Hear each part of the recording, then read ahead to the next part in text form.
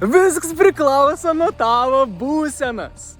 Dabar įsivaizduok, jeigu tu esi tokio būseno, kur tu saka, kad tu blogai jautys, tu nepasitikė savim, žmonės į tavį keistą žiūr, ir tu pradėt gyventi, tu įlendi tas emocijas, to negatyvai tu jautys, viskas, kas dabar bus. Ir tu išmanifestuoji tą situaciją, nes mes darom milijardus kartų per sekundę, mes šokinėjom paraleliniam realybėm. Ir mes pasikeitam kiekvieną sekundę, kad mes nusprendam, ko mes norim būti, kaip mes norim jaustis, kokį būsen mes esam.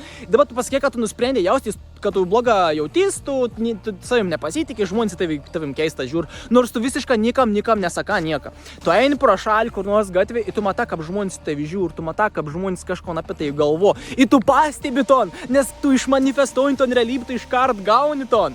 O tu pabandyk dabar pakeisti ton. Tu pakeiti ton, kad tu esi pozityvus, tu esi džiaugsmingas, tu šypsas visą laiką, tu kartu veisi tau smagu, tu esi šveiso, tu esi meilė, tu esi besąlygiška meilė, tu išeini miestą su to pasitikėjimu, su džiaugsmu, tai žmonės tai žiūr ir nepradėt šypsotis iš niekur nieko, nes tu tai spinduliuoji į išorę, tu tai spinduliuoji į savo informacinį lauką, būdams to būseno.